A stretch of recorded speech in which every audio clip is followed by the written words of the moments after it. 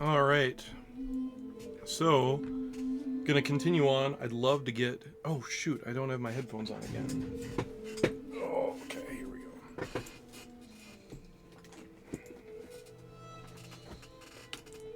Let's get this figured out.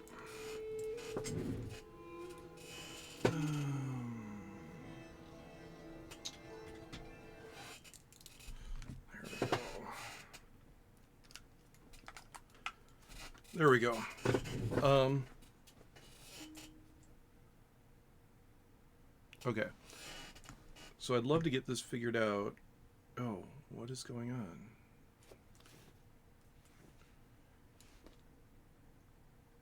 Something is screwed up already. Fuck. Fuck. Okay. Why is it Why is it picking up the music on the mic but not from the desktop? That's insane.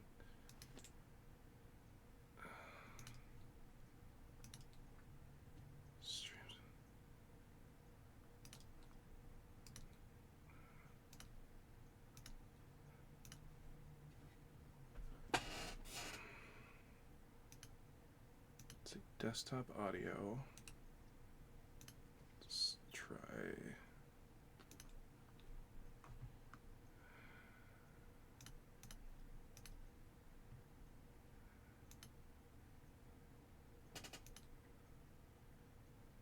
The hell? Oh, I knew that I was having issues today, technical issues today, like every fucking day, but I assumed that I'd figured it all out before I started. Okay.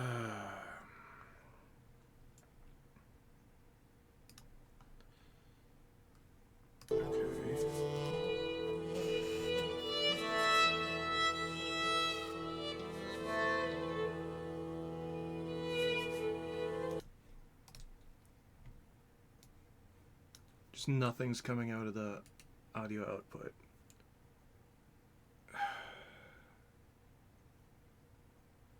What the hell?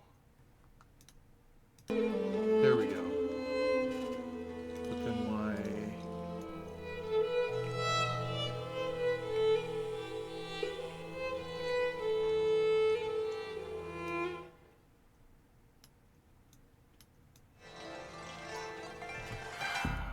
Alright, let me mess with something.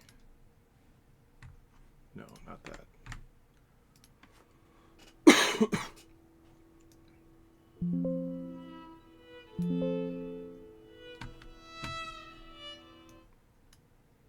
Oh. Alright. Not ideal, but it'll function. OBS drives me nuts. Maybe I should just learn a different one if I ever try to do something like this again. Anyway, gonna see how far I can get towards the end of Pentiment. I was gonna do a longer one, but it is yet again abysmal in my office, and I have some stuff I need to get ready for a trip I'm taking this weekend. So probably gonna be on the shorter side. We'll see how it goes.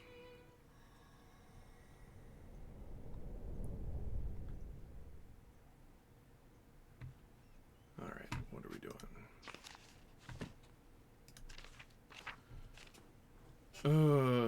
Poor Claire's, okay. Father Thomas. And Elsa up at the mill. Okay.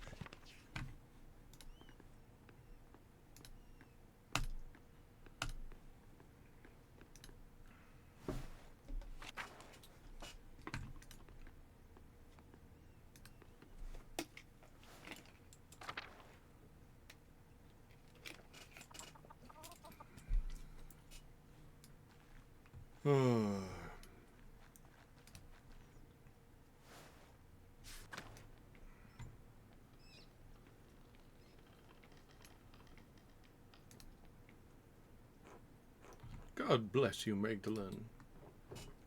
And God bless you, Father Thomas. Do you have a moment? Of course. What can I help you with?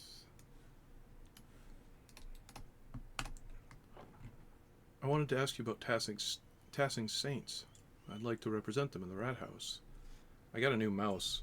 I really love it, but it's not super useful in this game. I started replaying Metro 2033 and Doom 2016 just to play around with it. I love it.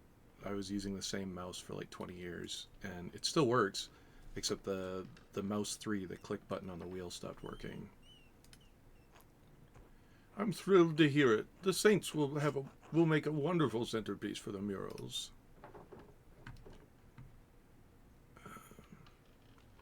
You misunderstand, Father. I may incorporate them, but there are other possibilities. Ah, then I will endeavor to convince you to include them. But you know there is one saint you're overlooking. Contemplate this. Why, the Blessed Virgin, of course, Mary. Many people forget that Mary is the greatest saint. And she visited one of the peasants here in Tassing centuries ago. I also got a pop filter to help with recording audiobooks, which is cool. I'm excited for that to come to something. The Virgin Mary appeared in Tassing? Why? Yes, she appeared to give a message. Centuries ago, a farmer in the fields behind us had 3 visions of Mary. In the first, she told him that she wanted him to tell the Bishop of Freising that she had appeared. The peasant traveled down to Freising, but the bishop would not see or hear him. That's not keep listening. The peasant returned to Tassing and had another vision in the field. The Virgin showed him a pattern, a labyrinth.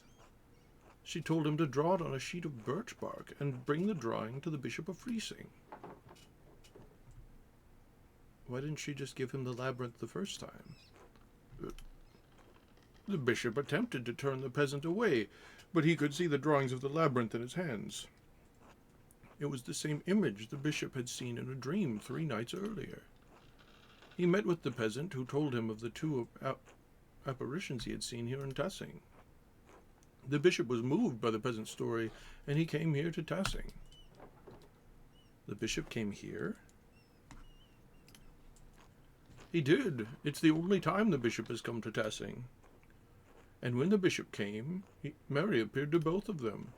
She told the farmer that the town needed to build this church.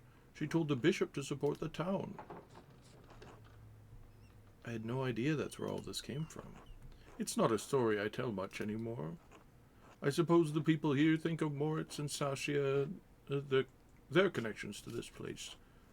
Mary is such a core part of their prayers that they forget about our particular Mary. But in any case, Our Lady's demands were clear, so the bishop helped fund the creation of this church. The people of Tassing have been using it ever since.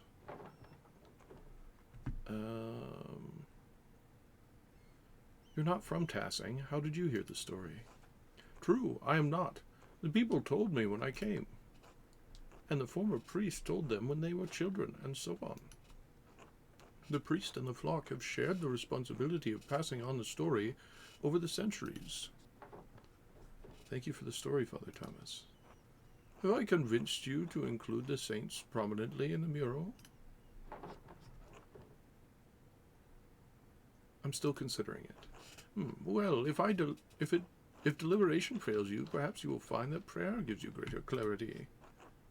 God bless you and your work, Magdalene. God bless you, Father Thomas.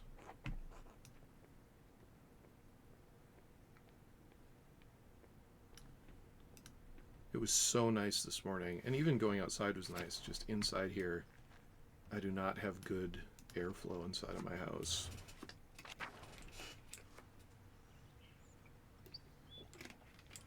I did have a guy come out today to finally take care of a tree that we've been trying to take care of for the last couple of years. That's tangled up in our power lines. That'll probably happen while I'm on my trip this weekend.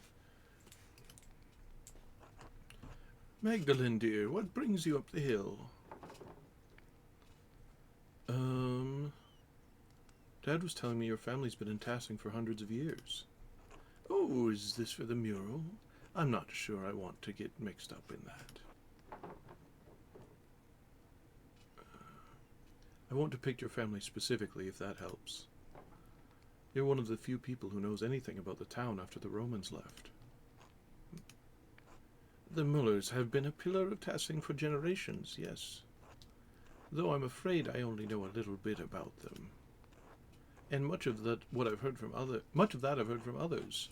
Leonard didn't care to talk about the past.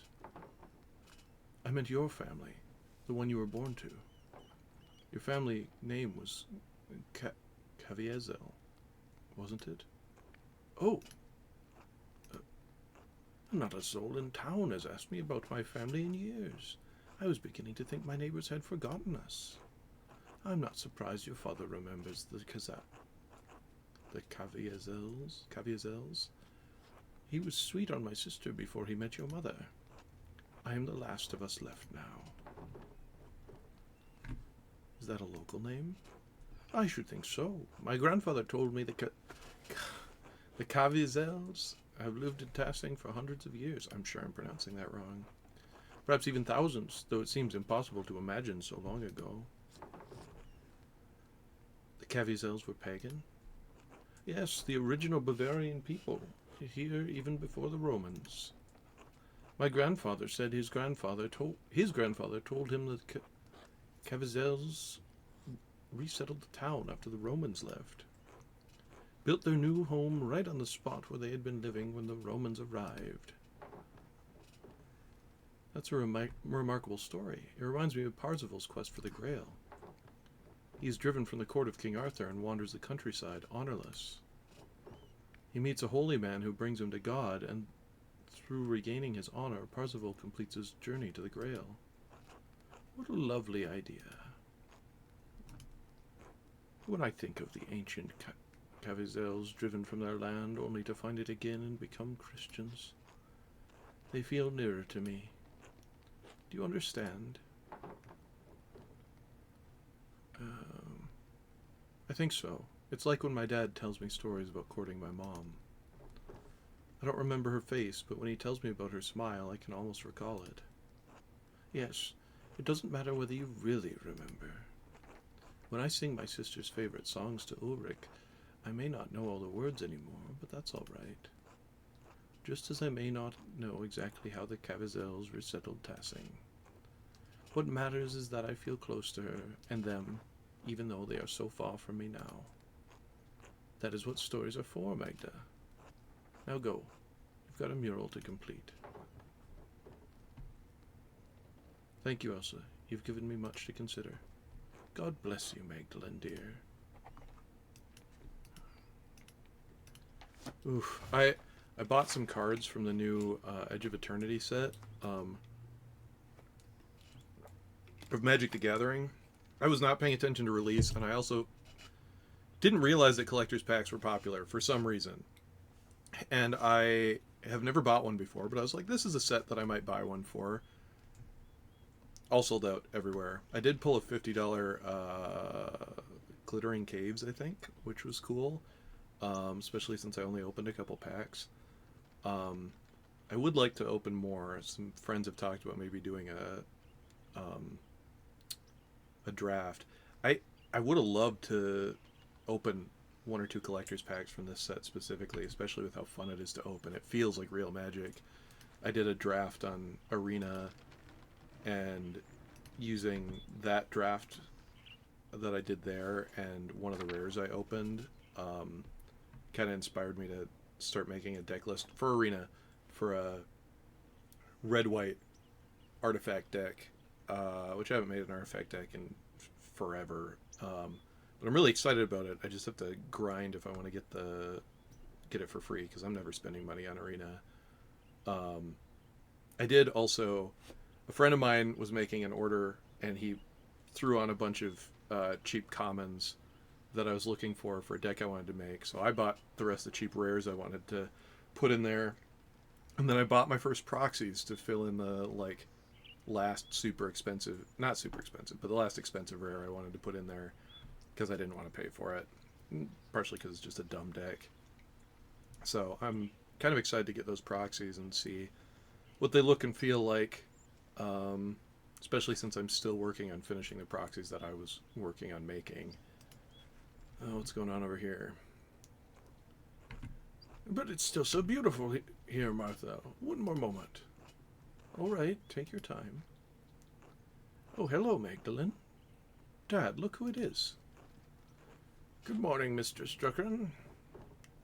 Hello, Martha, Carl. How are you today? On our usual walk around town. November hasn't grown too cold yet. Dr. Stoltz says Dad needs to keep using the leg or the pain will get worse. And I'm getting old. Not so old you can sit around at home telling stories.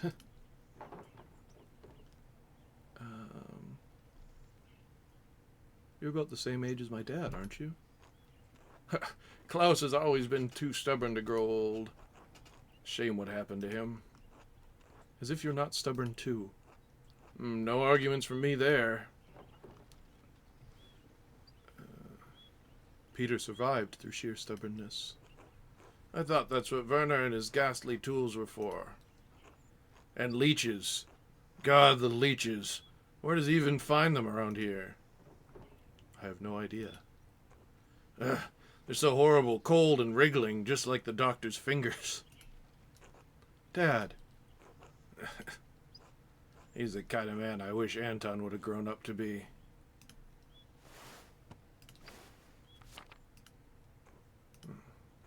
Anton, my poor boy. It's all right, Dad. I'm sorry, Carl. It's not your fault, Magdalene. Just a babe, then. I can't... It's my fault that he died. It's not, Dad. You know it's not. He shouldn't have been with me that night. He shouldn't have... I was a fool. What happened? I know I was there, but all I remember is the flames. What a fire it was. The whole abbey engulfed. I was bleeding. Anton tried to drag me out of the fight. Then that godforsaken Landesknecht stepped between us. I hope he burns in hell. I can't even imagine what that was like. How old were you during the revolt, Martha? 7 or so. I didn't understand what was happening. Someone brought Dad home in the middle of the night. It was dark, confusing. There was screaming outside. Mom and a couple of the men who brought Dad in were trying to patch up the wound, but it wouldn't stop bleeding. She kept shouting, "Where's Anton? Where's Anton?" There was blood on the floor. You cried so much you threw up. They couldn't get you to stop. I couldn't understand where Anton had gone. Martha, my dear, enough of that. My God. How did you go on? Did I? I don't know. Some nights I think I'm still there. The abbey is always burning. My Helena passed not long after. I was left alone with Martha to care for her. Wait for him to continue. I had to keep going for Martha, and somehow my daughter grew into a wonderful woman despite it all. Suppose that was Helena's doing. Dad, if I'm any good, it's because of you. Thank you for telling me about that night, Carl, Martha. Time doesn't heal, Magdalene, but it does dull the ache. It's time we continued with the walk, Dad. Yes, dear. Feeling much more alive now. Be well, you two. Oh, sad.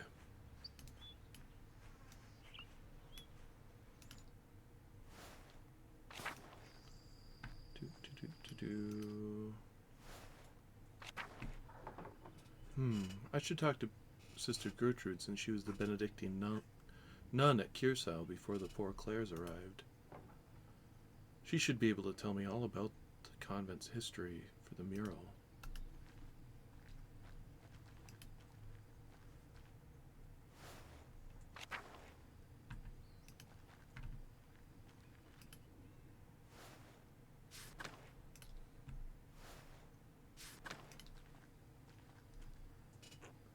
God bless you, Magdalene. Hello, sister. I have a favor to ask you. Of course, Magdalene. I'll help however I can. I have a book, the Historia Tassiae, and I can't read it very well. Can you help me translate it? Oh, I'm afraid my Latin isn't good enough to translate something like that. Its grammar structures are far too complex. I'm sorry, Magdalene. That's all right, sister. I'll have to find another way. There was one more thing, if you don't mind.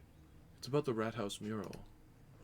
Oh, did you need more paint? I believe I have enough galls stored away. No, thank you, sister. I have more than enough paint. I wanted to ask you about the history of Kearsau, actually. I'd like to include the Abbey's founding and the history of tassing saints to the rat house mural. I wrote the Reverend Matthew, since he lived in the Abbey, but wanted to see the place firsthand. Ah, Brother Matthew became a reverend, did he? He was always suited to such a role. But I don't suppose that's what you came up the hill for. You're curious about the saint's history, yes? Yes, I was hoping you could show me around the convent and tell me about its history. The Beauclairs don't allow outsiders within the convent, even other women. Mother Francisca wouldn't like anyone coming in for such a worldly concern.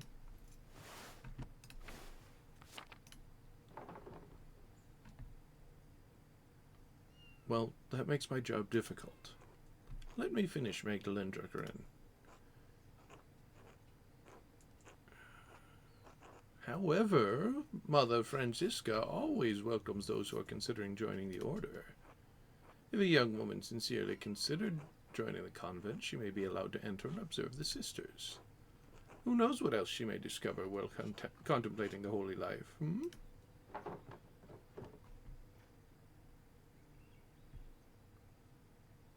Ah, yes, I see. Touring the convent will take some time. Would you like to go see Mother Francisca now? Yes, let's go. Mother Francisca, I'd like to introduce Magdalene Druckerin.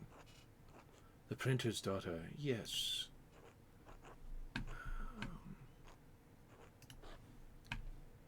God bless you, Magdalene. Father Thomas told us of your father's condition, and we pray for his recovery daily. Oh, thank you, Abbess. Such is our duty to serve the Lord and the community that provides for us. Now, what is this about Sister Gertrude? What is this about? Sister Gertrude, you know our holy rules. Why bring young Mistress Druckerin to me? Forgive me, Mother. Magdalene is searching for a place in the world and is contemplating the holy life. I thought observing the sisters might aid her in her spiritual search. She was encouraged by the idea. Right, yeah. I wonder that you've never come up to the Abbey before, Mistress Druckerin. If God is calling you to the convent, I am more than willing to help you fulfill that divine cause. What brought this change on? Why are you interested in joining the Beauclairs?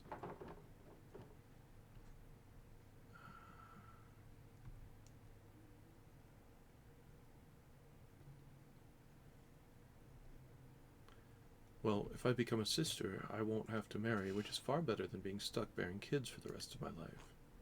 Magdalene, I do not encourage such a reason for joining the order. Remember, the Lord commanded man to be fruitful and multiply. However, I understand if the Lord brings you to the convent for such a reason.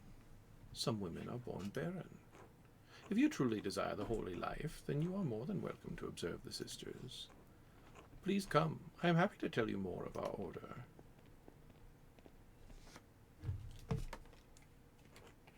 Our small convent used to be part of the larger Kearsau double monastery, as I'm sure you've been told by Sister Gertrude. However, the Beauclairs live far differently than the Benedictines that once lived here. We believe that it is not ours to produce. We believe that to produce and live solely on the alms of the community of Tassing, as they see fit to give. Oh, not ours to produce. Likewise, none of the sisters here own any personal property. We share this convent as a gift from the Church. We believe that the Lord called us into a life of poverty and service. Does such a life appeal to you, Magdalene? I'm not entirely certain yet. I'd like to explore and look around, get a feel for the place. Magdalene, you must not have understood me. We have deliberately closed ourselves off from the world. I won't have a laywoman bothering the sisters from their duties or disturbing our rule. However, I will allow Sister Suzanne to show you our duties. Please, take your time. When you have finished, please come find me and we will discuss your decision to join. Finally, I thought she would never finish. What? Truthfully, I'm not here to join the convent. I'm looking for references for a mural I'm painting in the rat house.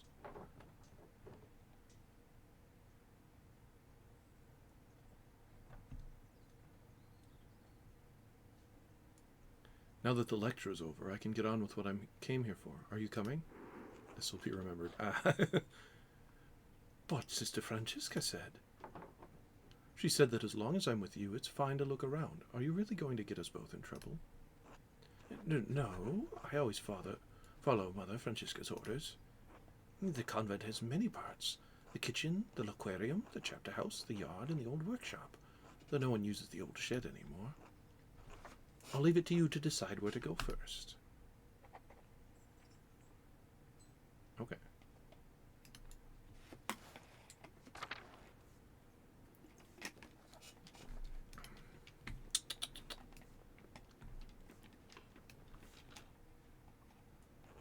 This is the chapel, where we all gather for Mass and liturgy.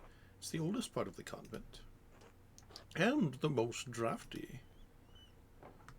Hello again, Sister Gertrude.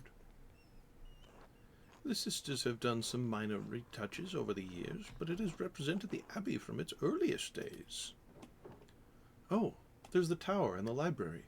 The cloister is still being constructed here. Yes, the tower was a Burgfried long before the structure became a monastery. A freestanding defensive tower not built for permanent habitation. The duchy gifted it to the Benedictine order after the Holy Roman Empire grew.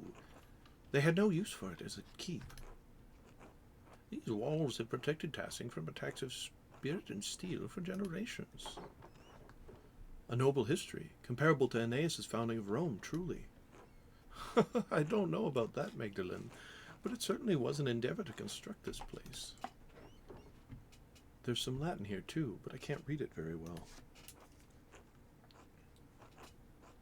God called Lady Sabine to lead her sisters and brothers in 1261. Lord Kirsau's castle was destroyed by fire in the year of the death of Emperor Frederick II. Only the tower remained. Thank you, Sister Suzanne. Yes, the first lists the abbey's founding date. The Lady Kirsau was actually the one to suggest the old castle be turned into a double monastery. We added the second shortly after the revolt. Mother Illuminata thought it would be fitting. Even if the sisters were not here, some record of what occurred should remain. Kirsau is unique. A double monastery with 2 saints, 1 male and 1 female, to guard the town and abbey.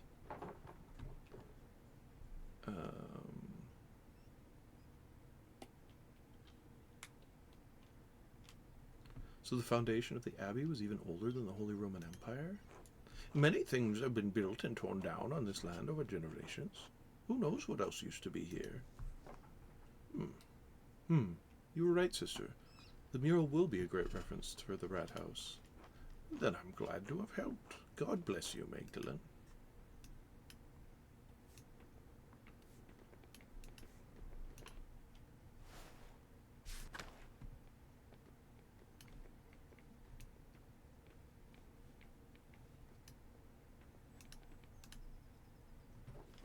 Hello, Margaret?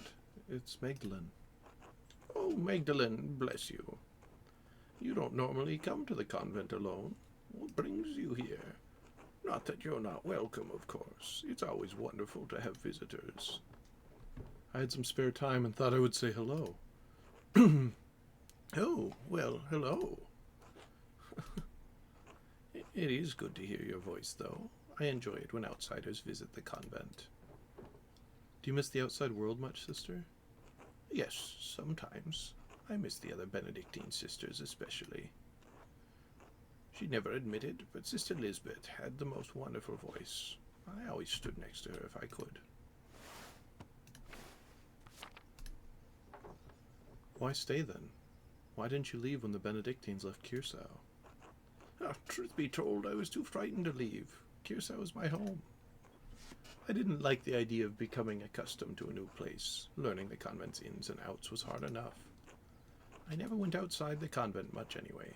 I know where everything is here, even if it's changed over the years. Sister Gertrude had already planned to stay too. The garden always needs tending, and 2 hands make it light work. Besides, I can't leave Mousefanger behind.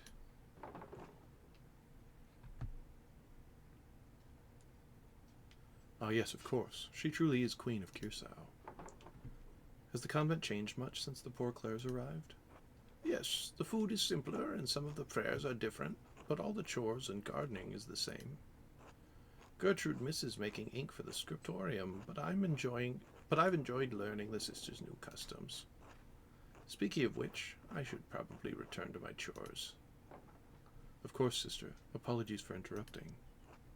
Not at all, Magdalene. God bless you.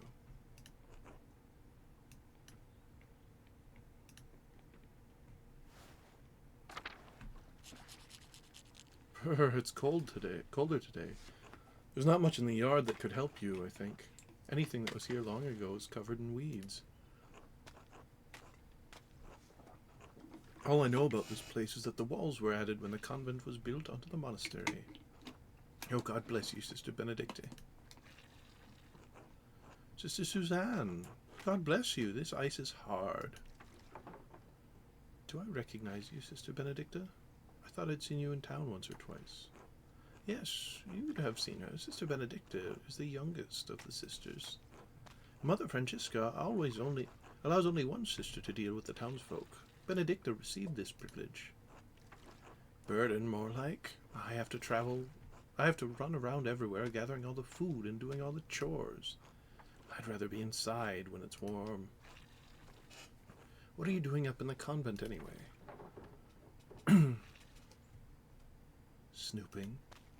Oh, don't let me get in the way then. What an adventure. Actually, Sister Benedicta, I wanted to ask you some questions. Do you like being a nun? Oh yes, I don't mind it at all. It's far quieter than home, and I don't have to share my bed with my siblings anymore. I like to help the older sisters, and I don't mind the chores, except when it's cold like this. One more question, Sister Benedicta. Have you seen any mysterious figures or ghosts lately? Ghosts? No, everything has been normal recently. I haven't noticed anything odd. Is this about Sister Marie's ghost? I think it's Mauritius myself. Oh no. Who? Mauritius. Don't tell Mother Francisca this, but I found an old book about Christian legends hidden in the workshop. It said that a Roman commander named Mauritius conquered Tassing, but the colony failed.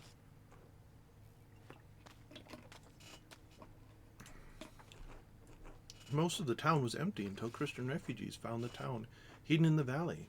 It was a miracle. I wonder if that is a different retelling of St. Moritz saving Tassing. Oh, maybe. I don't remember if the book mentioned any saints. The Latin was hard to read. Anyway, when Sister Marie said she saw the ghost, I thought it must be Mauritius, trying to get us out. A Roman ghost couldn't be happy about this tower being turned into an abbey, could he? What did you do with this book, Sister? Oh, well, I had it with me in the kitchen one day, and I accidentally laid the fire poker on it. Stare in shock and horror. Sister Benedicta! I tried to fix it, but it's unreadable now. Sorry, Magdalene.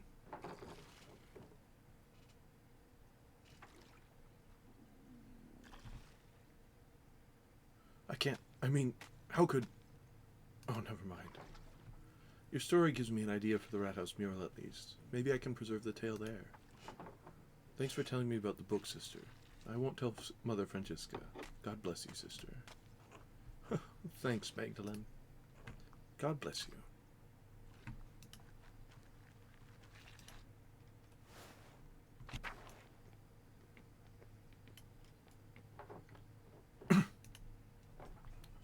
The workshop is covered in dust. Yes, this was the Benedictine sisters' workshop. They used to make badges and art for pilgrims coming to see the Hand of St. Moritz. It looks like everything was just left here after the fire. Nothing's been used in years. We can't substitute we can't subsist on painting, and the poor Clares don't produce goods for sale, so we have no reason to be in here.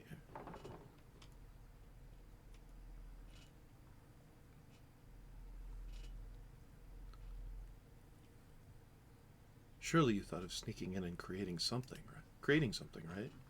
I had thought about it. I'm just not sure if it's really worth it. Mother Francisca doesn't let us come in here unless to put something in storage. I've come in a few times and noticed some of the brushes have gone missing. Paint pots, too.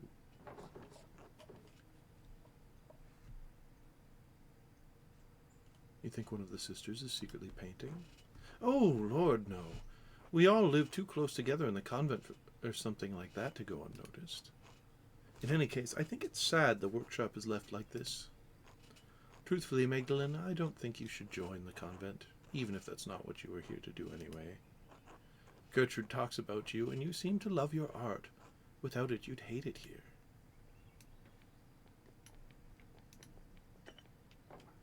Such valuable paint, left to dry and crack on the palettes. There's an old parchment scrap here. It's different from the others. It looks like a scrap from a manuscript. There's something written in Latin in the margin. It says, the Mithraeum of Tassing has been destroyed by a flood. Mithraeum? That's the same word I saw in the Roman section of the mine.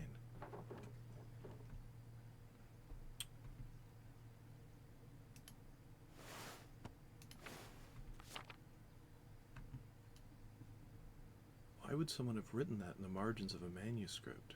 And where's the rest of the book? I don't know. I thought all of the books had been burned in the library during the old revolt. Well, wherever the book ended up, it's not here.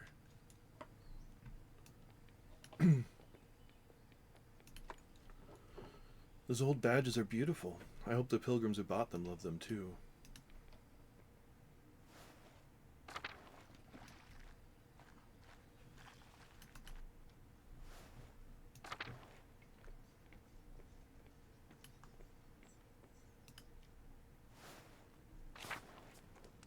This is the kitchen. There's not anything that interesting here. Sister Marie and Sister Isabeau take care of most of the kitchen duties, but everyone pitches in when needed.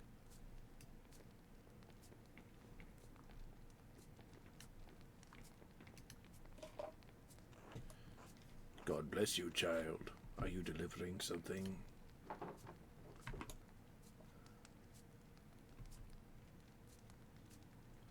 No, sister. I'm learning more about the convent's history so that I can finish a mural in town. Ah, I see. This kitchen has been used for decades, longer than I've been alive, to be sure. I enjoy preparing meals for the sisters that nourish, but I can never bring myself to butcher the animals. Sister Isabeau has graciously taken on that task for me. We need sustenance, but I feel butchering any animal is wrong according to the rule of St. Francis. Mystic friar and founder of the Franciscan order, born in Assisi to wealthy parents, St. Francis was called to a life of poverty and preaching. With his follower, St. Clare, he helped found the Order of the Poor Clares. The Order of Poor Clares. Ow! My jaw.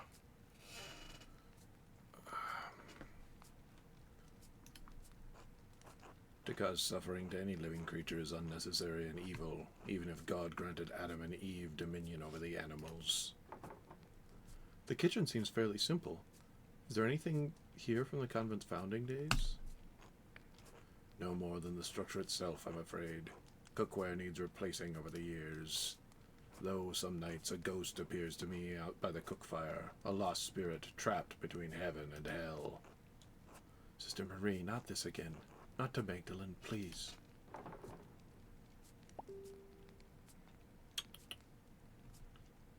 Could it have been the ghost of one of the sisters of the founding of the convent? Maybe even Saint Tassia? If it was, she has never said a word to me, though I fell prostrate in prayer before her. The spirit, whoever it is, rose up through the ground at vigils. Dawn and dusk are the hours when the boundaries between this world and the spiritual world are weakest.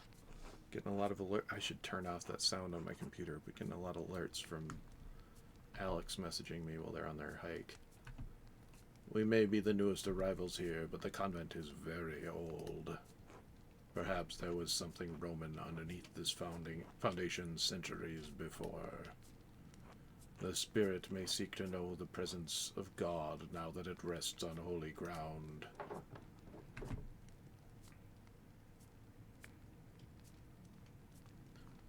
A Roman spirit might be a great addition to the mural. I don't know that the council would approve, though. It breaks my heart to think this spirit was crying out for help, trapped beyond heaven's reach. Why don't we keep going, Magdalene? It's better not to get Sister Marie too upset. The Bernie... Yeah, I had an older shirt, but they run very small, and I've definitely grown since I got it, so it was kind of turning into a belly shirt. And also, when I got it, the hem was fucked up, and it started to come undone, so I just got rid of it, but I was like, well, I'm not going to not have a Bernie shirt, so I got a new one. And this is way softer material than the other one I had, so this is just better all the way around. God bless you, child. God bless you, Magdalene. God bless you, sister. How goes the cooking? As well as the Lord wills it. My old fingers fumble from time to time, but it is my privilege to prepare supper for the other sisters. That's very noble of you.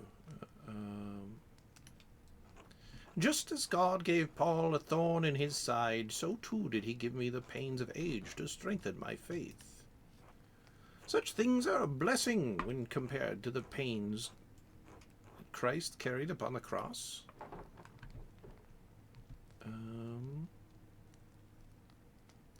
But didn't Christ die so that we don't have to suffer unnecessarily? In the next life, yes, but even... who? But even Christ said we would face hardships while we live on this earth. I have chosen to find meaning and devotion to the Lord through my hardship. Thank you for sharing your perspective with me, sister. You are most welcome, child. God bless you. Oh.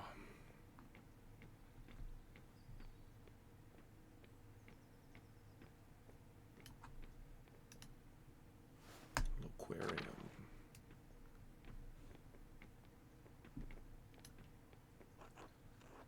Here's the aquarium. Most of the Abbey's visitors come in here, but aren't allowed to enter. We aren't allowed to go into the outside world either. Like Mother Francisca said, isolation is a part of our vows. Sister Gertrude once told me the old Benedictine sisters used to go out into town sometimes, and even talk to men on occasion.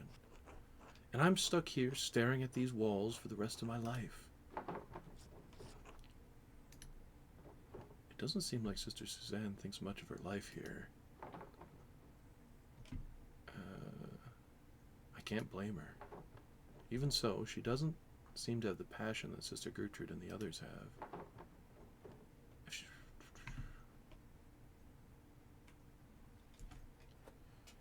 If she hates her life here so much, maybe I should encourage her to leave the order.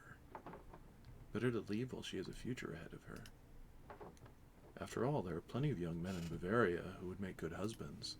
Suzanne is so ungodly. Still, there may be some reason she chose to stay. I don't want to overstep my bounds. Yes, I do. Do you regret your choice to become a sister? Choice. I didn't have a choice. My father promised me to the church, and as a baby, some oath he swore when my mother struggled in her pregnancy. So there I was, dropped into the Poor Clares the summer I turned 17.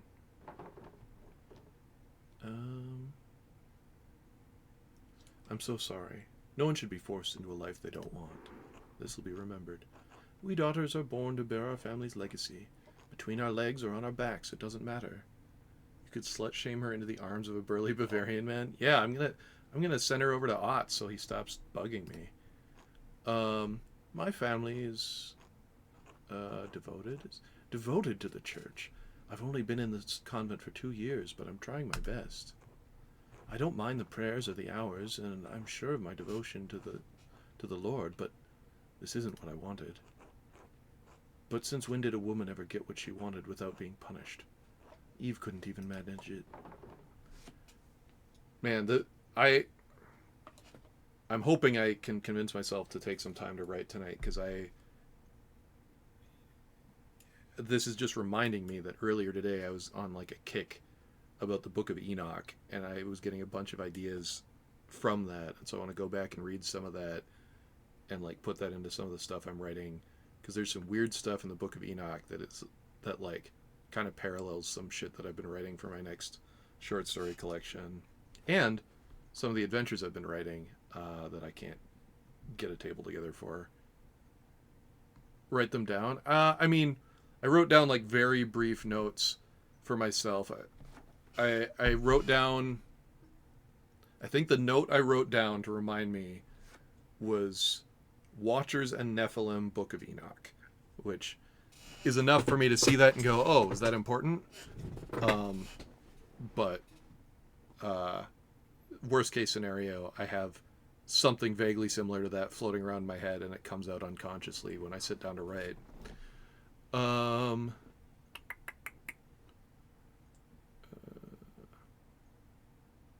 I understand. I have more autonomy to go where I want, but I'm still bound by the expectations of marriage and homemaking. I remember the days of running around town. I wish I could have gotten married. I wanted to be a mother. Sometimes I get jealous of Sister Gertrude and even Sister Margaret. Yeah, because I've been writing a prequel novella to The Bastard Beowulf, which was the big story at the end of Book of Swords, called Cruel Spell, and I'm super happy with it. I've got about 60 pages done, and I don't know how much longer it's going to be, but my guess is 30 more. I'm guessing it's going to be about 80 or 90 pages, which is what I Knew Robin Hood was. But a big thing I kind of like hinted at in The Bastard Beowulf, and I'm kind of leaning into in Cruel Spell, is the monster Grendel being a part of an ancient race. And another thing that I'm writing about, there's a whole story about a dream, about this dream place called Nod. And I've written some scenarios for that I ran with World of Darkness that deal a little bit with this place called Nod, and all of the stories that I've been writing for this new short story collection end up mentioning it, and it's ended up getting tied in with Enoch and some Dutch poetry and some Lovecraft stuff, and it's all this kind of twisted whatever. But in Cruel Spell, I've written about the progenitors of Grendel's race living in the shadowy city at the center of Nod, which is sometimes called Enoch. And so I've been writing about that for months. The Beowulf movie, I had a ton of fun with it when it came out, but I hated the book at that point. And I have been meaning to rewatch it. I think I have it on DVD. Because I liked it a lot. I liked the performances. I thought it was kind of silly how often they like hid people's dicks with like creatively placed swords.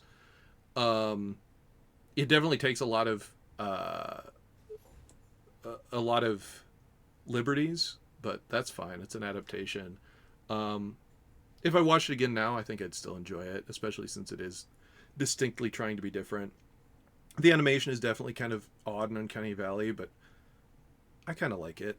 But yeah, anyway, writing about Grendel's race being in this ancient city of Enoch, and then like hearing somebody talk about the Book of Enoch talking about the Watchers and the Nephilim, I was like, oh, I wonder if there's something there. I wonder if there's more connections, more biblical connections I can make to make it weirder if I specifically draw some sort of connection there. Did you hate it so much? Did you re-envision? Sort of. So I read, I forget what translation of it I read, but it's not like a super common one, but I think it was a Penguin Books one. I mean, I've got a whole shelf of Beowulf back there. But I didn't like it. I didn't have fun reading it. I thought it was dumb. I didn't read it for school like everyone else did. I just read it for fun, and I just read the one that my dad had. And so I just was like, yeah, fuck it. I have no reason to like this. And then when I was in college, I desperately wanted to take an Old English class, and I was never able to get into it. But I did spend some time chatting with the Old English professor in her office hours because she was retiring and whatever, and she gave me a bunch of books. Some of them on learning Old English, and one of them was a copy of Chickering's Beowulf, and she talked to me about how awesome Beowulf was and a lot of the linguistic stuff that goes into it, especially the word "what," which I've now started 2 or 3 stories with. But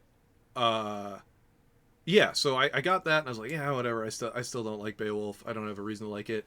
And then my sister got married, I don't know, 7 years ago, 6 years ago. And at her wedding, I ended up sitting at a table with someone that I knew in high school and his partner, and she either had some sort of literature degree or was pursuing one, and she just talked to me the whole time about how cool Beowulf was.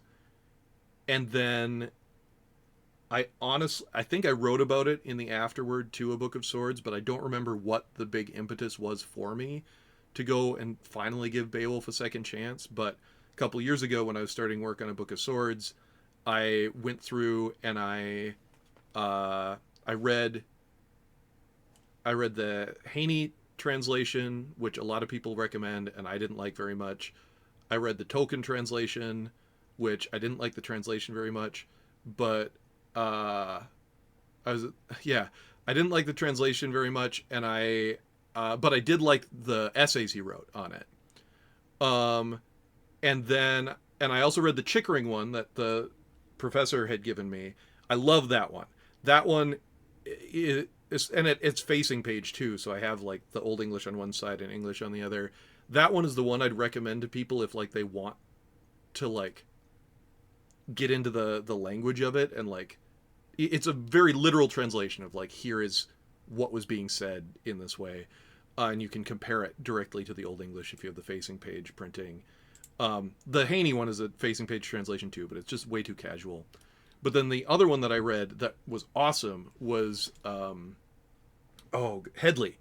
She claims it's the first feminist translation of Beowulf, and it combines like sort of older language with modern language with some of the sort of Western slang that the author or the translator grew up with when she was growing up down in the sort of Bible Belt, I think.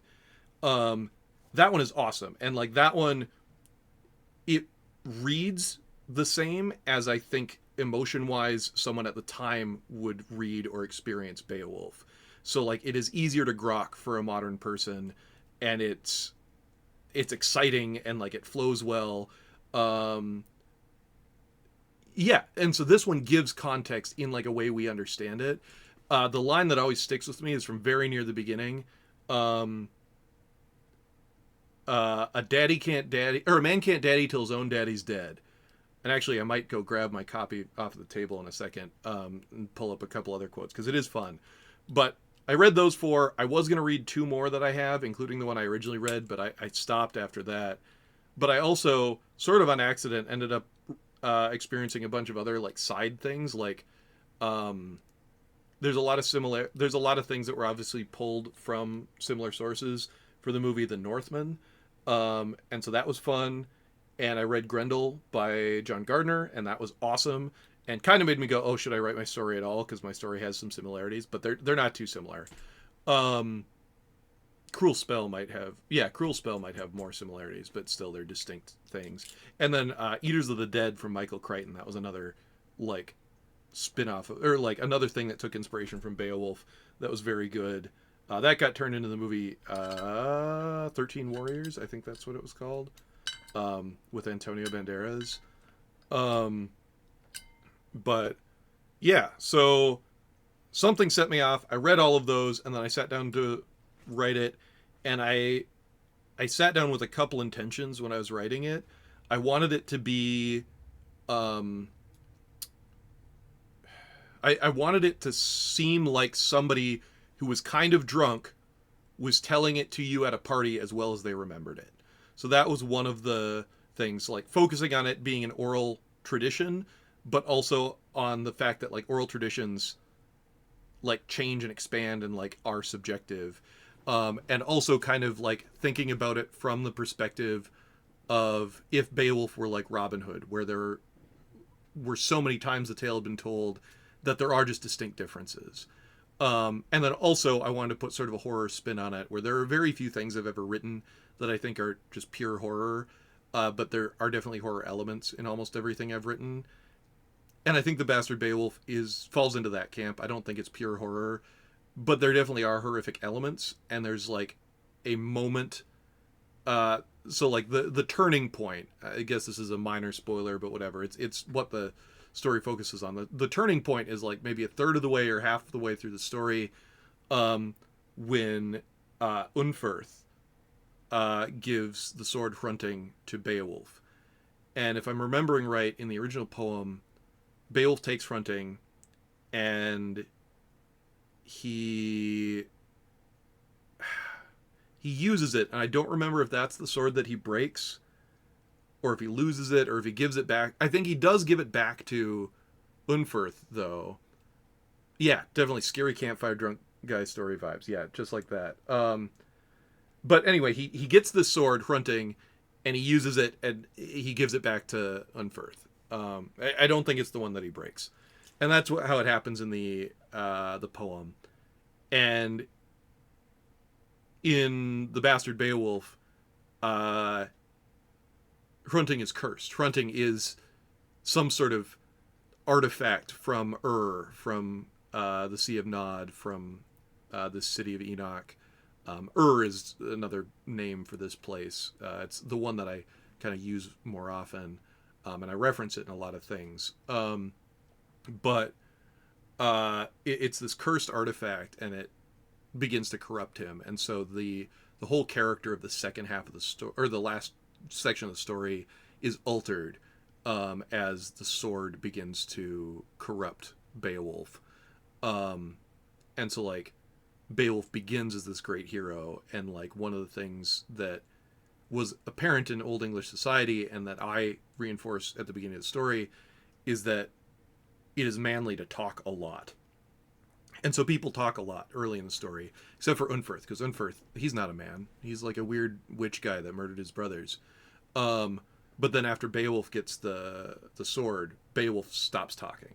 Like, he doesn't go mute, but he has much shorter responses. He doesn't give big speeches. He doesn't boast. He becomes less of a man as he starts to do these wicked deeds, and as he starts to feed the sword. And that's not the only story in that book where I kind of played with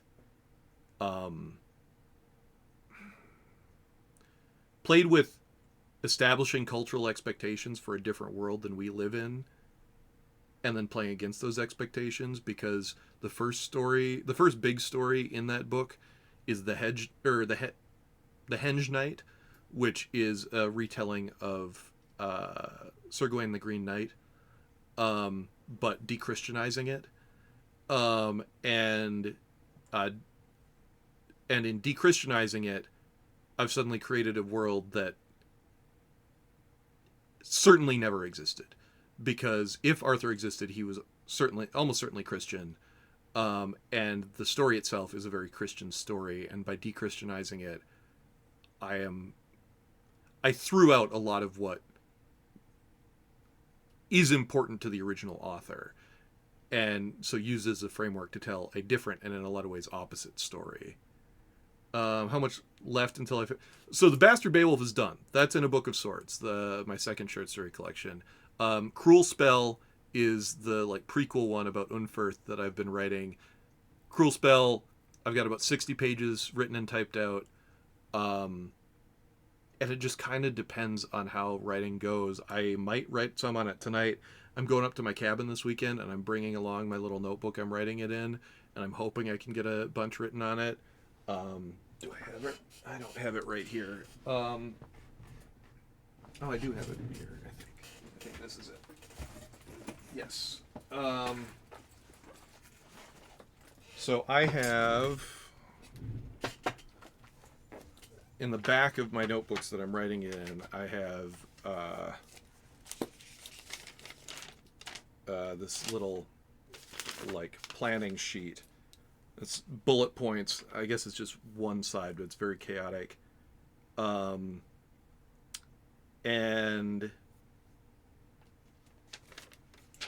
going down the sheet, I'm about here. So I'm like, bullet point wise, I'm like 4/5 of the way done with the story.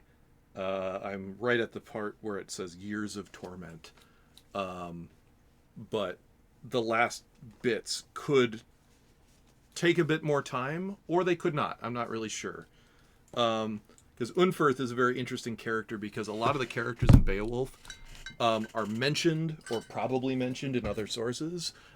Because being a part of an oral tradition, so many of those characters were used and reused and whatever, and a lot of them were historical figures that were either mythologized or like their actual historical context was thrown into these fantasy stories. But Unferth doesn't appear anywhere else. And that might just be a shit ton of lost media, or it might be something unique about the story Beowulf. And there's been some discussion about the etymology of his name, and I don't remember a lot of what went into it. So like he might be sort of like a tropic character where like, oh, we always need the weird little worm tongue guy, and that's Unferth, and like this is our weird little worm tongue guy. But it is interesting that he is a narrative ghost, and we know very little about him. We in the story, he is an advisor to Hrothgar the king, and he knows about Beowulf before Beowulf shows up, and he challenges him and is like, hey, I heard you lost a swimming competition. And then Beowulf is like, oh, no, you didn't hear the whole thing, because I lost the swimming competition because I was so good at fighting. And then he tells this big story, which the movie paints as being a total exaggeration and like covering up for him getting seduced by mermaids, which I thought was funny. And so Unferth gets shamed, and it talks about how Unferth is not good at fighting, but he's good with words. And I think it's implied that he might be a witch, but he's also called Unferth Brother Death, or it's said that he killed his brothers. And so I took that, and because of the context of the sword fronting that I gave in The Bastard Beowulf, I've kind of switched it on its head, where he is known for his sword and not his words. He's known for how good he is at killing and not for his words. But he's still known as sort of a witchy figure. And he is an advisor to King Hrothgar, even though people might fear him, not like him very much. When it comes to the editing portion and the test reading portion, I might need to adjust some of the characterization. I don't know. I'm pretty happy with it, but it has ended up being a story about depression. It is just about depression. I mean, not just about depression, but that is the main through line, is just crippling depression and dealing with that. But it has played in significantly into the mythology of that I've been building for years. And the story, another story I'm currently working on, I think it's called Adrift on the Sea of Nod, involves an actual visit to or the lands around, a visit to the Sea of Nod. And it also kind of ties into, in A Book of Swords, there's a story called Skin Like Ink, which is about an artist with, I guess, body dysmorphia, who just desperately wants to change who she is.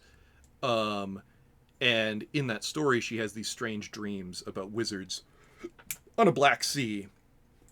And so Adrift on the Sea of Nod is from her perspective. Right now, it's actually in second person, casting you, the reader, as her. I don't know if that'll make it through the final edit, but I'd like it to, because it is disconcerting and dreamlike, and I'd like it to do that. But that story and Cruel Spell have ended up being very closely linked, sort of unexpectedly. Yeah. And whatever my next big game after Aeon ends up being will likely have something to do with as well, especially if it ends up being a White Wolf game. But a lot of things I'm really excited about. I just need to finish them, because I have a few unpublished short stories that are not going into this book and haven't gone into previous ones, but in general I've caught up on short stories that I've written.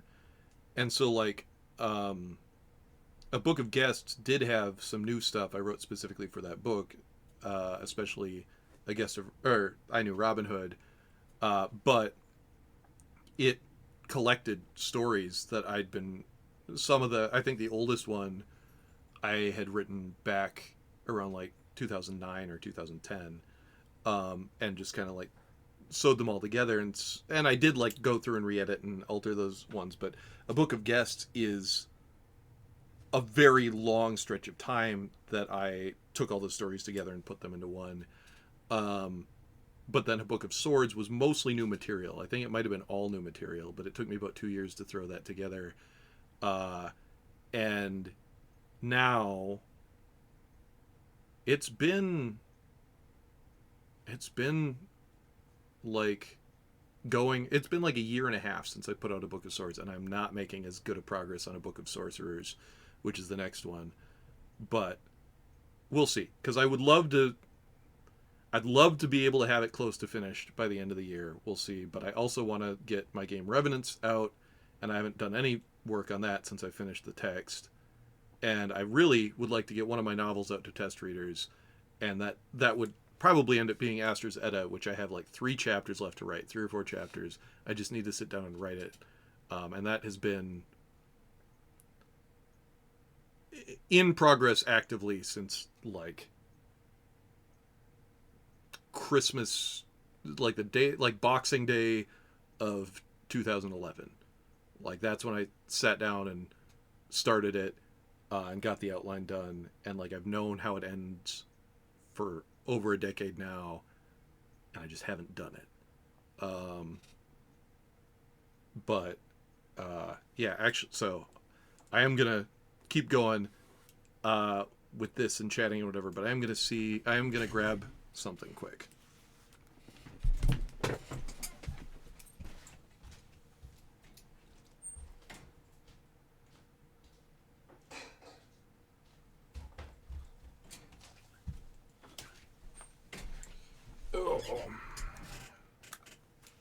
So this is the Headley translation of Beowulf, the like fun Western one. Let's see. I'm just gonna read like the first page and a half here, give a feel for what it's like, because I love this. This is so fun to read. I have a couple more pages left to read to Alex, but I was reading it to Alex. We kind of left off. I guess we have like 20 pages, 15 pages. But I don't know how much of it Alex is intaking. I just need an audience to read this to, because it's so fun to read out loud. Bro, tell me we still know how to speak of kings. In the old days, everyone knew what men were. Brave, bold, glory-bound. Only stories now, but all sound the Speardane's song, hoarded for hungry times. Their first father was a foundling, Shield Sheffing. He spent his youth, fists up, browbeating every barstool brother, bonfiring his enemies. That man began in the waves, a baby in a basket. But he bootstrapped his way into a kingdom, trading loneliness for luxury. Whether they thought kneeling necessary or no, everyone from head to tail of the whale road bent down. There's a king, there's his crown. That was a good king. That's what it says on my arm. Later, God sent Shield a son, a wolf cub, further proof of manhood. Being God, he knew how the Speardanes had suffered, the misery they'd mangled through, leaderless, long years of loss. So the Life Lord, the almighty big boss, birthed them an earthshaker. Beo's name kissed legions of lips by the time he was half grown, but his own father was still breathing. We all know a boy can't daddy until his daddy's dead. A smart son gives gifts to his father's friends in peacetime. When war woos him, as war will, he'll need those troops to follow the leader. Privilege is the way men prime power the world over. Yeah, I love this book, and like it has a bunch of it translates a bunch of the cadence and the alliteration that's common in Old English poetry, without being like totally fidelic to the exact word choice, because that might make it more difficult for modern readers to attach themselves to. Like, I could flip to any page in here and get like a fun fucking passage to read. Oh, and I just flipped to the page where Unferth is introduced. Last but not least, Unferth, Hrothgar's left-hand man, unexpectedly stand for Beowulf and handed him his heirloom. Oh no, this is where he hands over Hrunting. Hrunting, an ancient hilted sword, written with runes of ruin, iron blade emblazoned with poisoned shoots, each bud reddened with enemy blood. In war it never failed to score flesh, had never been wrestled from the fist of him who held it. It was a sublime soldier's sword, meant to limb enemies, but this wasn't the first time it urged a hero to perform a feat. That was a lucky turn, page turn. But yeah, this book, awesome. This is super fun to read. Like, unless somebody is really like interested in like the literature of it, and they're like, oh, I wonder what Beowulf's like, they should read this book. This is the book they should read. If they're interested in like the literary Beowulf, they should also probably read this, but they should read Chickering. And then if they really want to get into it, they should read Beowulf's essays, or not Beowulf's essays, Tolkien's essays. Doesn't really matter about Tolkien's translation. Tolkien's translation is whatever. He did it for himself. It wasn't published during his lifetime. I don't think it really adds much of anything to the conversation. His essays are cool. At least they got to see something of the outside world before they were 20. Watinti.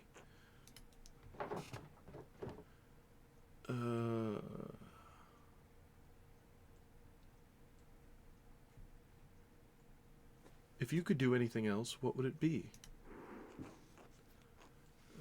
This will be remembered. I would have liked to go to one of the big cities at least once. I would have been happy to just be a shopkeeper's wife. Thanks for listening, Magdalene. Anyway, let me show you the rest of the cloister. Lead on. Well, you've seen the entire convent. There's not much here. What do you think of it?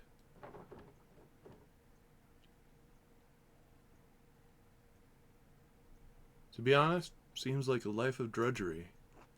Yes, certain parts of our life here can be frustrating. It's been so long since I've spoken to anyone from outside the convent.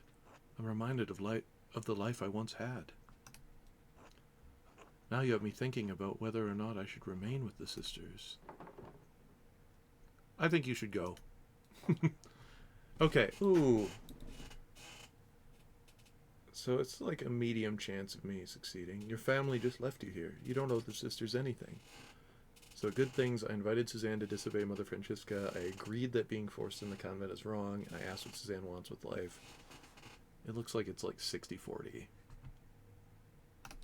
I failed. I do, though. The sisters have taken care of me. They love me, and I love them.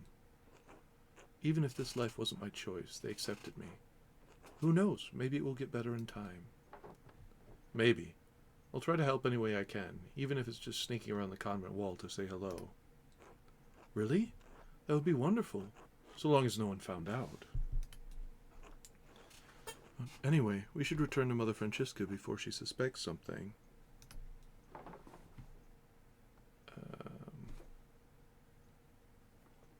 I learned a lot today. Thank you for showing me around the convent.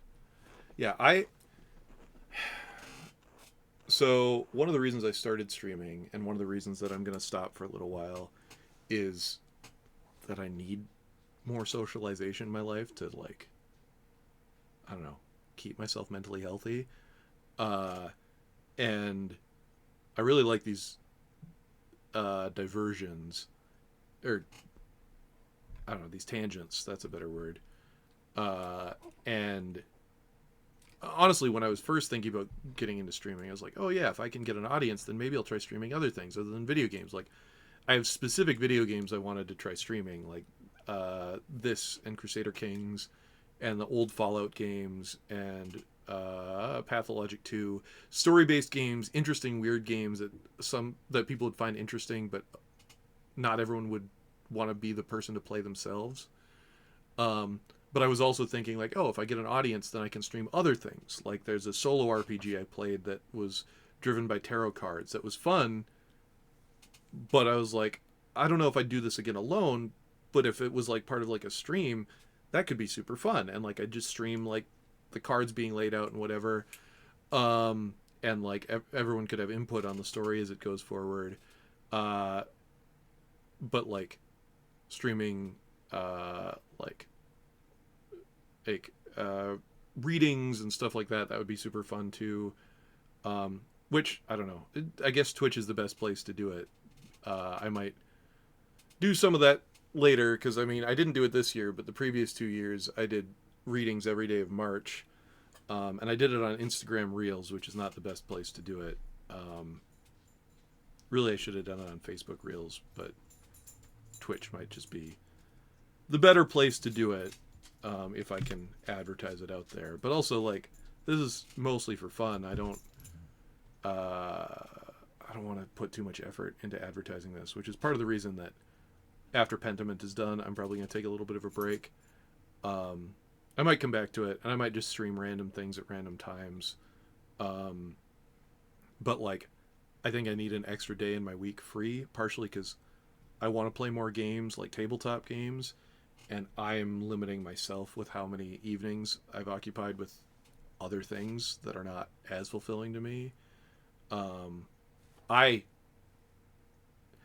do think this is fulfilling.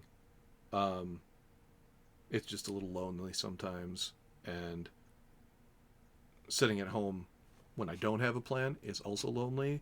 So if I have extra nights to, I don't know, organize around, maybe I can have fewer lonely nights.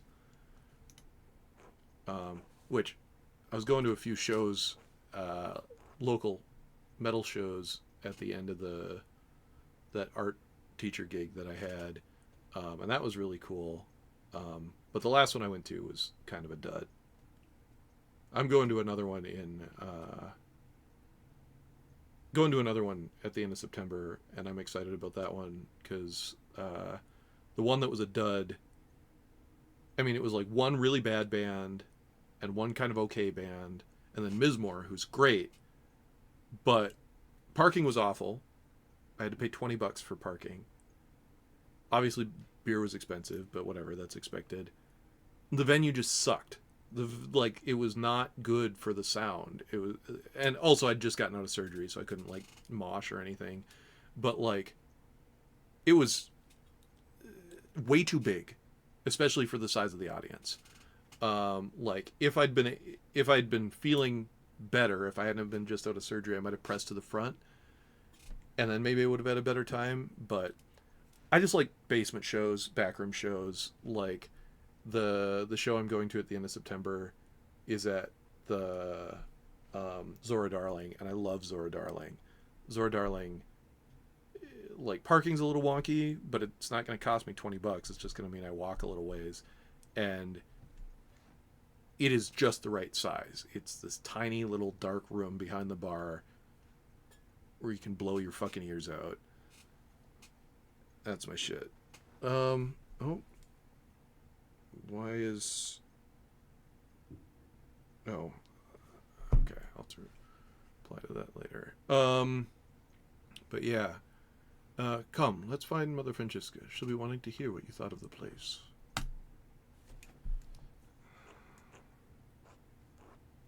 Just a second. Um,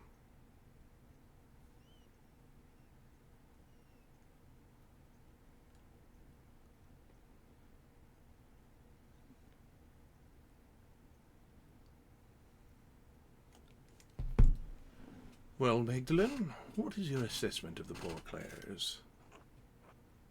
Is the good Lord calling you to a life with us as a sister?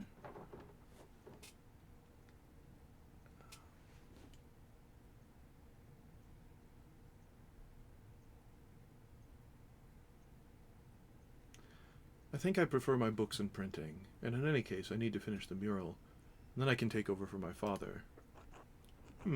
I see. Be careful that this mural does not become an idol for you, Magdalene. Just as Eve had a weaker will than Adam, you are liable to stumble on the fruit of temptation as well.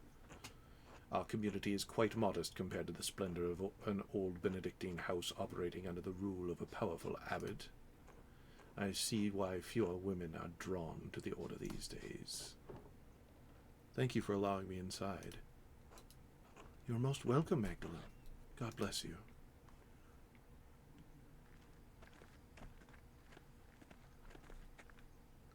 Ah, Magdalene, how did your little expedition go? I'm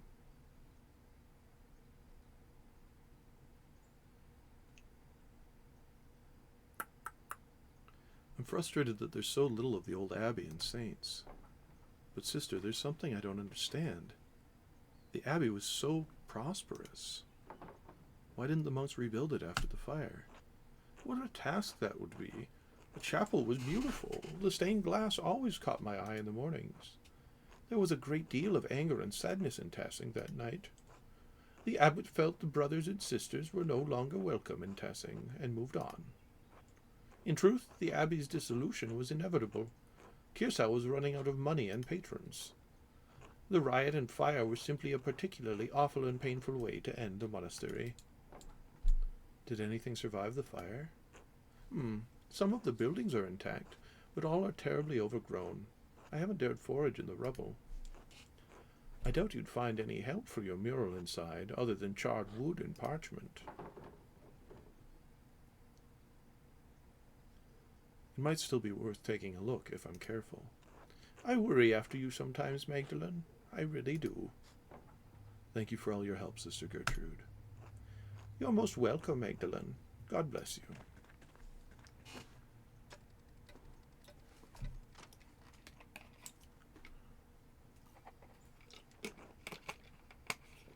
Alright, I think that was a save point. My stomach is rumbling, so I'm gonna have to get ready to go out this weekend. So I think I'm gonna call it there. I might be back on later tonight, just like maybe fucking around on Magic Arena. You can't leave. I just got here. I've been here an hour and a half, and I need to eat supper. I might be back on later if I get my chores done and stuff, but it's not something I'm going to announce. It's just going to be me casually hopping on. This was fun. I like the diversion about Beowulf and chatting about that and the upcoming books. But yeah, I need to eat because I've not eaten in quite a long time, and get ready for my trip tomorrow.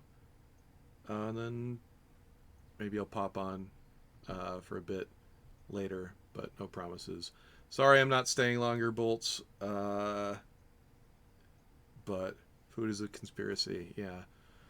What was the line from Hunter Biden? Birds aren't real, but bees are. But yeah.